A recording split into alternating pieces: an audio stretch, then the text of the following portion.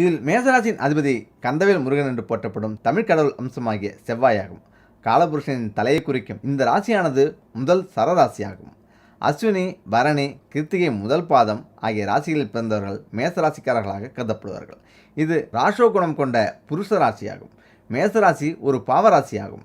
மேசராசிக்கு மிதுனம், சிம்மம், துலாம், தனுஷு, கும்பம் ஆகியவை நட்பாகவும், கடகம், விருச்சிகம், மீனம் பகையாகவும், ரிஷபம், கன்னி, மகரம் சமமாகவும் அமைகிறது.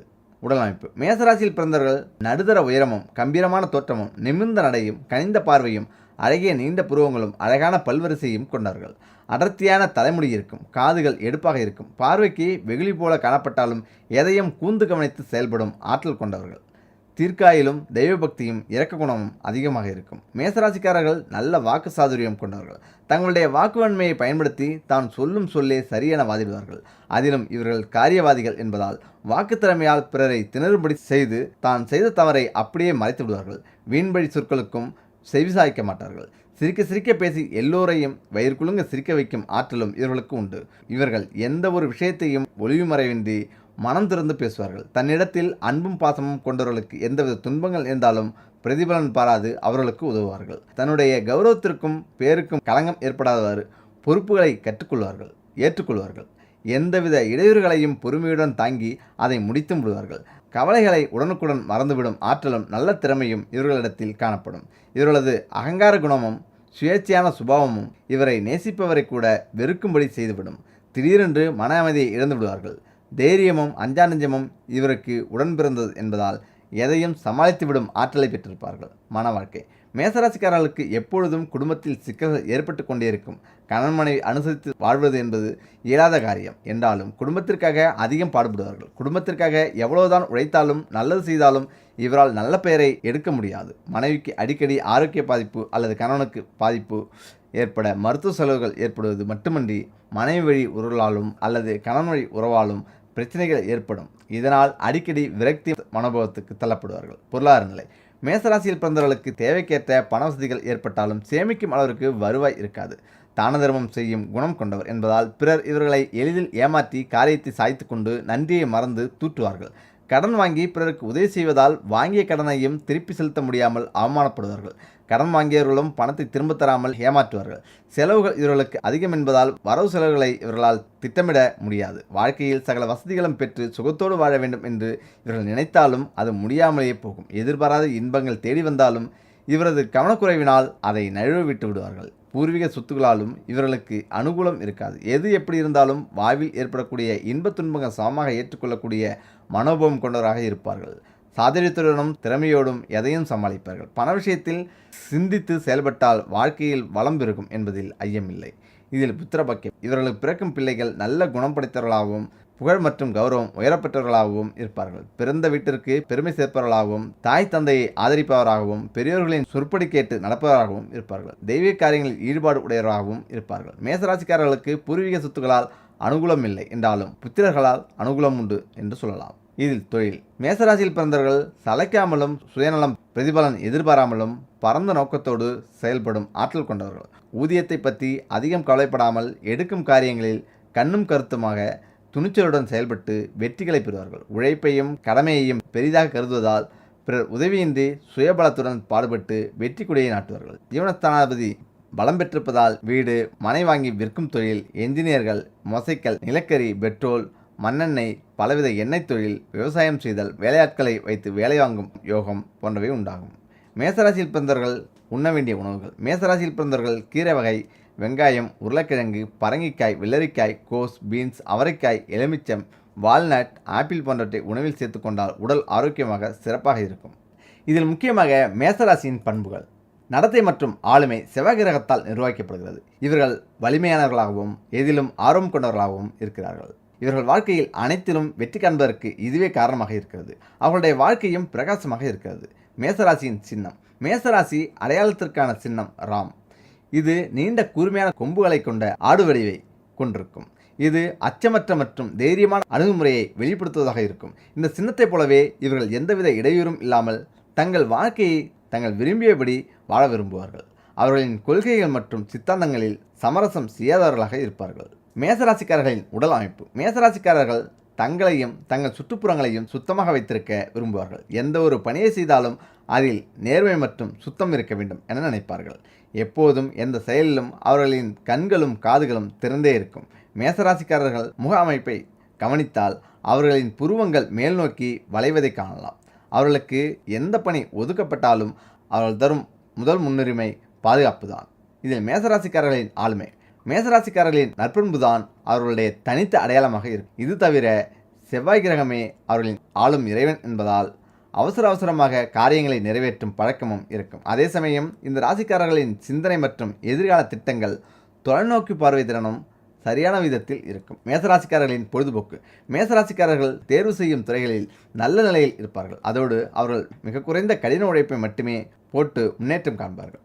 உதாரணமாக லாட்டரி மற்றும் பந்தயம் கட்டுவது போன்ற விஷயங்களில் ஈடுபட்டு பெரும் வருமானத்தை ஈட்டுவார்கள். இது தவிர அவர்கள் தங்கள் திறமைகளை எப்பொழுதும் சோதித்து பார்க்கவே விரும்புவார்கள். நடிப்பு மற்றும் நடனம் போன்ற துறைகளில் அதிக ஆர்வம் காட்டுவார்கள். மேசராசிக்காரர்களின் குறைபாடுகள், மேசராசிக்காரர்கள் மிக எளிதாக கோபப்படுவார்கள். அவர்கள் மீது வீசப்படும் அவமானங்களை அவர்களால் தாங்கிக் கொள்ள முடியாது. பிடிவாதம் அதிகமாக இருக்கும். பழிவாங்கும் எண்ணம் இருக்கும். தவறுகளை ஒப்புக்கொள்ளாதது போன்ற குறைபாடுகள் இருக்கும். குடும்பத்தினருடன் மனக்கசப்புகள் இருக்கும். மேஷம், கல்வி மற்றும் வணிகம். மேசராசிக்காரர்கள் கல்வித்துறையில் மிகவும் வெற்றிகரமாக இருப்பார்கள். வணிக வாய்ப்புகளை பொறுத்தவரை ரியல் எஸ்டேட், சொத்து, விளையாட்டு, சுரங்கம், நிலக்கரி போன்றவற்றை கையாளும் வர்த்தகத்துறையில் நல்ல வெற்றி காண்பார்கள். அந்த துறையையே அதிகம் தேர்வு செய்வார்கள். மேசராசிக்காரர்களின் காதல் வாழ்க்கை, மேசராசிக்காரர்களுக்கு காதல், அன்பு போன்றவை சற்று மனக்கசப்புடன் தான் இருக்கும். அவர்கள் விரும்பும் துணையுடன் நேரத்தை செலவிட தவறிவிடுவர். மேசராசியில் பிறந்த பெண்கள் சற்று திமிர் கொண்டவராக இருப்பார்கள். வழக்கமான நடவடிக்கைகள், பரிசு பொருட்களால் அவர்களை எளிதில் மகிழ்விக்க முடியாது. மேசராசிக்காரர்களின் திருமண வாழ்க்கை, இந்த ராசியில் பிறந்த ஆண்கள் தங்கள் மனைவி சுறுசுறுப்பாகவும் கவர்ச்சியாகவும் இருக்க வேண்டும் என விரும்புகிறார்கள். பெண்களும் அதேபோல ஆண்களை விரும்புகிறார்கள். கணவன் மனைவி உறவில் நிறைய கருத்து வேறுபாடுகள் இருக்கும். மேசராசிக்காரர்கள் கும்பராசிக்காரர்களுடன் நல்ல பிணைப்பில் இருப்பார்கள். இது தவிர அவர்கள் சிம்மம், தனுஷ் மற்றும் மிதன் ராசிக்காரர்களுடன் நல்ல உறவை பேணுவார்கள். நம் வாழ்வில் நடைபெற இருக்கும் பல விஷயங்களில் தடைகள் பல ஏற்படும். அதில் முக்கியமான ஒன்று திருமண தடைதான். அனைவரின் மனதில் கனவு நிறைந்த ஒன்று திருமணம்தான். அப்படி இருக்க வேண்டும், இப்படி இருக்க வேண்டும் என்று ஆசைகள் பல இருக்கக்கூடும். ஆனால் திருமண பொருத்தம் அல்லது திருமணத்துக்கு தயாராகுதல் என்று வரும்போது பல தடைகள், சிக்கல்கள் ஏற்படும். இதில் நன்கு ஜாதக பொருத்தம் பார்த்து அதில் எந்தவித குழப்பமும் இல்லை என்றால்தான் திருமணத்தின் அடுத்த கட்டத்தையே ஆரம்பிப்பார்கள். ஆனால் அதில் தடைகள் ஏற்படலாம், தோஷங்கள் இருக்கும். அதனால் சிலருக்கு திருமணம் தள்ளி கொண்டு போகலாம். அதற்கு நாம் செய்த கர்ம வினைகள் அல்லது நம் முன்னோர் செய்த கர்ம வினைகள் கூட காரணமாக இருக்கலாம். இதற்கு ஜோதிட ரீதியாக சில பரிகாரங்கள் இருக்கிறது. அதனை செய்தால் திருமண தடைகள் நீங்கும். திருமணத்துக்கு பிறகு வாழ்க்கையும் நன்றாக அமையும். இதில் ஒன்று, தினமும் காலையில் குளித்துவிட்டு சாப்பிடுவதற்கு முன்பு சூரியனை பார்த்து நன்கு வேண்டிக் கொள்ளுங்கள். நீங்கள் அறியாமல் தவறு செய்திருந்து அதனால் பிறருக்கு ஏதேனும் துன்பம் ஏற்பட்டிருந்தால் மனதார அவர்களிடம் மன்னிப்பு கேளுங்கள். 2. தினமும் காலையில் குளித்துவிட்டு சாப்பிடுவதற்கு முன்பு துளசி செடிக்கு தண்ணீர் விட வேண்டும். 3. தினமும் காலையில் குளித்துவிட்டு சாப்பிடுவதற்கு முன்பு கிருஷ்ணர், ராதை இருவரையும் சேர்த்து வணங்க வேண்டும். 4. தினமும் காலை சாப்பிடுவதற்கு முன்பு பசுவுக்கு புல் அல்லது வேறு ஏதேனும் உணவு கொடுத்துவிட்டு பின்பு நீங்கள் சாப்பிட வேண்டும். 5. தினமும் காலை சாப்பிடுவதற்கு முன்பு புறா மற்றும் பறவைகளுக்கு அன்னமிட வேண்டும். 6. பெண்களிடம் எப்போதும் தவறாக நடத்தல் கூடாது. பெற்றோரிடமும் பெரியோரிடமும் மரியாதையுடன் நடந்து கொள்ளுதல் வேண்டும். 7. உங்களால் முடிந்தால் ஏழை பெண்களின் திருமணத்துக்கு நிதியுதவி செய்யுங்கள். 8. ஒவ்வொரு வியாழக்கிழமைகளிலும் காலையில் குளித்தவுடன் வாழை மரத்திற்கு தண்ணீர் ஊற்றுங்கள். 9. நல்ல மனப்பொருத்தம், தினமும் சிவலிங்கத்துக்கு தண்ணீர் ஊற்ற வேண்டும். 10. சிவனையும் பார்வதியையும் தினமும் ஒன்று சேர்த்து வணங்கியிருந்தால் திருமண தடை நீங்கி நல்ல மனப்பொருத்தம் அமையும். 10. எந்தவித தடையும் இன்றி திருமணம் சரியான நேரத்தில் நடைபெற வேண்டுமென்றால் தினமும் விநாயகரை வணங்கி வர வேண்டும். இது மிகவும் பயனுள்ள தீர்வாக நிரூபிக்கப்பட்டுள்ளது. 12. பெண்கள் திங்கட்கிழமை தோறும் விரதம் இருந்து சிவபெருமானுக்கு பால் ஊற்றி வழிபட்டு வந்தால் நல்ல கணவன் கிடைப்பார். 13. வாரந்தோறும் வியாழக்கிழமைகளில் விஷ்ணு மற்றும் லட்சுமி கோவில் சென்று ஏதேனும் இனிப்பு வழங்கி பிரார்த்தனை செய்து கொண்டால் திருமண தடை நீங்கி விரைவில் திருமணம் நடைபெறும். 14. பெண்களுக்கு திருமண தடை நீங்க வேண்டுமென்றால் திங்கட்கிழமைகளில் சிவப்பு நிற நூலில் கோர்க்கப்பட்ட ருத்ராட்சத்தை அணிய வேண்டும்.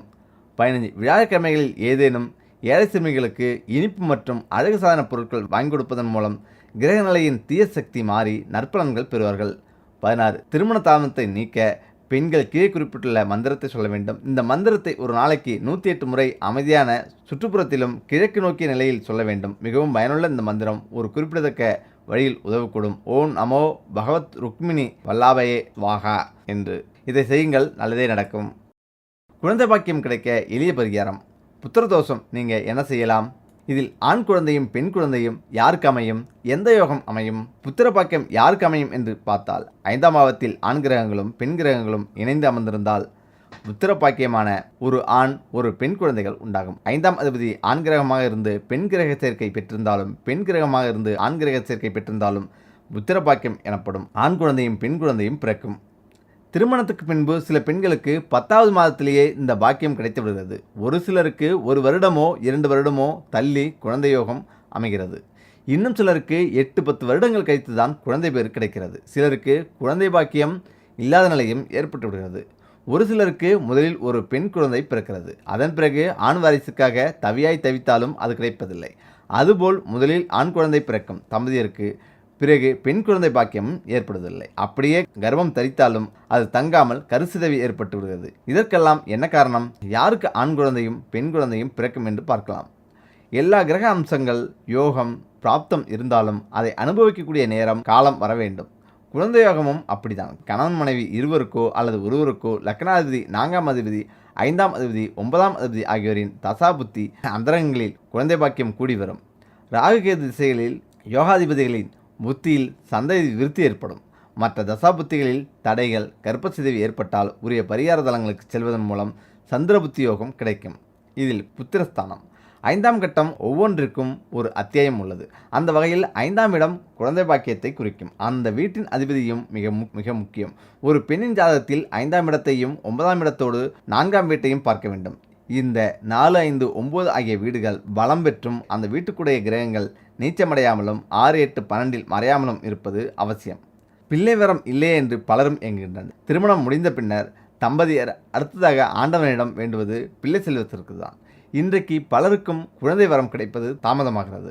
குழந்தை பாக்கியம் எல்லோருக்கும் அத்தனை எளிதாக கிடைப்பதில்லை. அந்த பாக்கியம் சிலருக்கு கிடைக்காமலே போய் அவர்களது வாழ்க்கை பெரும் போராட்டமாகவே மாறிவிடுகிறது. பிள்ளை பாக்கியம் இல்லாத காரணத்தால் சிலரது திருமணம் ரத்தாகி விடுகிறது. குழந்தை வரத்தை கடவுளிடம் கேட்ட காலம் போய் மருத்துவரிடம் லட்சக்கணக்கில் செலவு செய்து பெற வேண்டிய நிலைக்கு இன்றைய தலைமுறையினர் தள்ளப்பட்டிருக்கின்றனர். புத்திரதோஷத்தாலும் பிள்ளைகள் கிடைப்பது தாமதமாகும். புத்திரதோஷம் நீங்கள் பரிகாரம் செய்ய வேண்டும். ஆம், தம்பதியரின் ஜாதக அமைப்பில் இவருடைய பூர்வ புண்ணியம் என்னும் புத்திரஸ்தானம் பாதகஸ்தானத்துடன் சம்பந்தம் பெற்றால் ஜாதகனுக்கு இப்பிறவியில் தத்துபுத்திர யோகம் மட்டுமே உண்டு. அதுவும் ஜாதகர் செய்யும் குலதெய்வ வழிபாட்டை பொறுத்து அமையும். ஒருவரின் ஜாதகத்தில் சுக்கிரனும் செவ்வாயும் பலமாக இருந்தால் நிச்சயம் சந்ததி உண்டு. சுமாரான பலத்தோடு இருந்தாலும் குழந்தை பாக்கியம் தாமதமாக கிடைத்துவிடும். 2 கிரகங்களும் 6, 8, 12 ஆக அமைந்து அல்லது நீச்சம் பெற்று பகை பெற்று இருந்தாலும் குரு 5ஆம் பாவாதிபதி இவர்கள் யாராவது ஒருவர் பலமாக இருந்தால் கூட மருத்துவத்திற்கு பிறகு பாக்கியம் உண்டு. பிள்ளை வரத்திற்கு தடை நீக்க புத்திர தோஷத்தினால் பிள்ளை பிறப்பதில் தடை ஏற்படுகிறது. புத்திர தோஷம் பல வகையில் சாபங்களினால் ஏற்படுகிறது. சர்ப்ப சாபத்தால் ஏற்படும் புத்திரதோஷம், பித்ரு சாபத்தால் ஏற்படும் புத்திரதோஷம், மாத்ரு சாபத்தால் ஏற்படும் புத்திரதோஷம், சகோதர சாபத்தால் ஏற்படும் புத்திரதோஷம், மாதுள சாபத்தால் ஏற்படும் புத்திரதோஷம், பிராமண சாபத்தால் ஏற்படும் புத்திரதோஷம், பத்மினி சாபத்தால் ஏற்படும் புத்திரதோஷம், மந்திரி சாபம், பிரேத சாபத்தினால் ஏற்படும் புத்திரதோஷம் இது தோஷம். நீங்கள் பரிகாரம். ஜாதகத்தில் 5ஆம் வீட்டில் ராகு இருந்தால் அல்லது கேது இருந்தால் திருநாகேஸ்வரம், கீழப்பெரும்பள்ளம் அல்லது திருப்பாம்புரம் சென்று அங்குள்ள தீர்த்தத்தில் நீராடி ராகு கேதுவை தரிசனம் செய்து வழிபட புத்திர பாக்கியம் கிடைக்கும். ராகு கேதுவால் புத்திரதோஷம் ஏற்பட்டிருந்தால் வெள்ளியில் சிறிய நாகம் செய்து மாரியம்மன் மற்றும் அம்மன் கோயில்களில் உள்ள உண்டியல்களில் போட்டால் தோஷம் நீங்கும். ஜாதகத்தில் செவ்வாய் பகவான் 5ஆம் இடத்தில் இருந்தால் வைத்தீஸ்வரன் கோயிலுக்கு சென்று தீர்த்தமாடி கோயிலில் 1 மணி நேரம் தியானம் செய்ய வேண்டும். ஜாதகத்தில் சனி 5ஆம் இடத்தில் இருந்தால் திருநள்ளாறு சென்று அங்கு தீர்த்தமாடி சனி பகவானை தியானித்து 1 மணி நேரம் கோயிலில் தியானம் செய்ய வேண்டும். சுக்கிரனால் புத்திரதோஷம் ஏற்பட்டிருந்தால் பெண் சாபத்தாலும் தாயாரை சரியாக கவனிக்காததாலும் தோஷம் ஏற்படுகிறது. புத்திரதோஷம் உள்ளவர்கள் முதியோர் காப்பகங்களில் உள்ள முதியோருக்கு உணவு உடை வழங்கி அவர்களின் ஆசையை பெற்றால் புத்திர பாக்கியம் கிடைக்கும்.